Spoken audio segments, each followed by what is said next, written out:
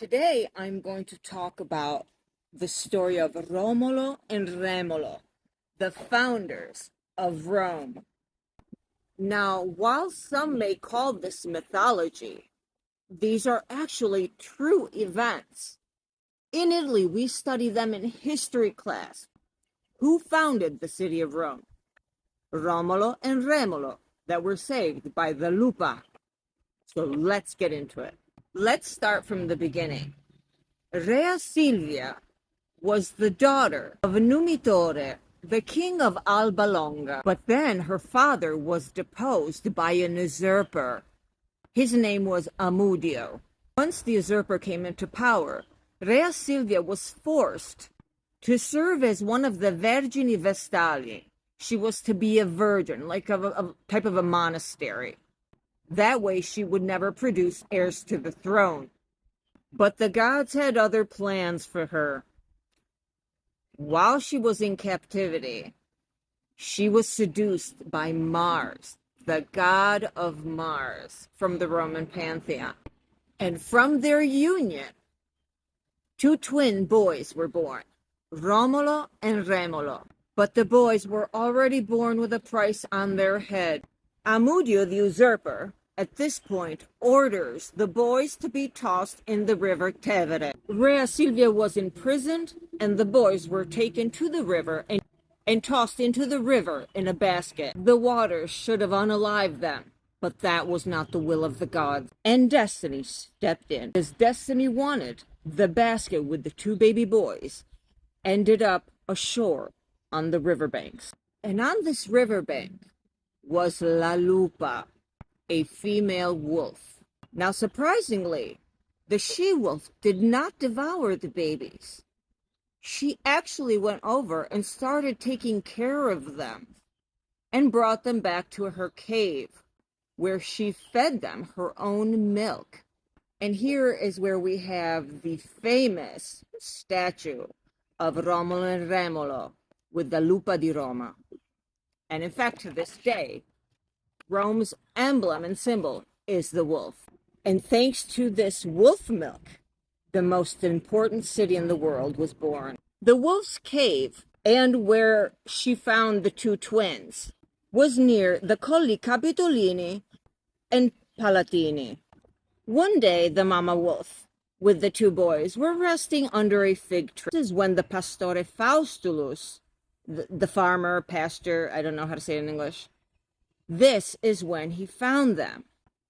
On the fig tree was a woodpecker, and the woodpecker was a sacred bird to the Latins, as was the fig tree.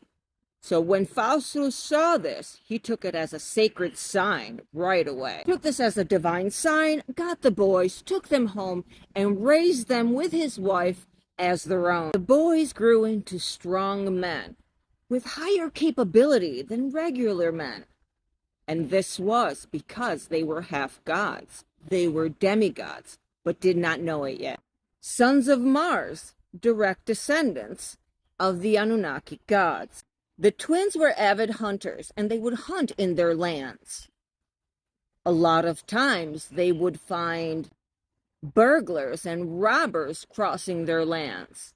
And so they would fight them off. They had come accustomed to actually robbing the robbers while they traveled through their lands. But one day, it didn't play out well for Remolo.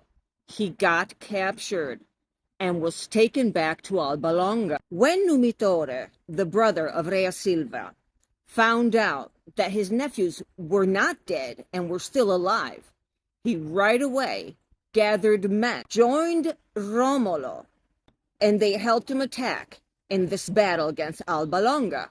Remember, Alba Longa is now ruled by the usurper, Amudio. During this battle, Romolo was able to unalive Amudio and take back the kingdom. After their victory, Romolo and Remolo gave the crown back to their grandfather.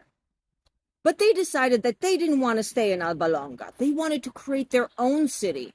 So they gathered a group of trusted men and set out to found this new city because they felt that their destiny was someplace else. They decided to go where the wolf had found them, and that's where they wanted to build their establishment, their city. Romolo wanted to name the city Roma and wanted to build it near the Palatine. And Remolo wanted to name the city Remora and wanted to build it on the Colle Aventino. They could not find an accord, so they decided to build two cities and separate it.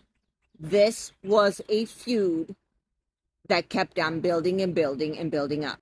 They started building their establishment, and while creating the sacred border, they started critically fighting about where the border and the confine should have been. Again, the two brothers could not find an accord.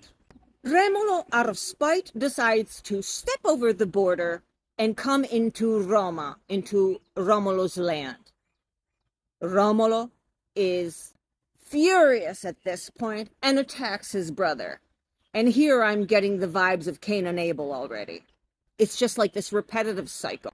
And Romolo ends up unaliving his brother in this fight. Therefore, Rome was founded due to a fraternal tragedy. Romolo reigned on his city for 38 years, and when he was at the end of his life, he was kidnapped by the gods.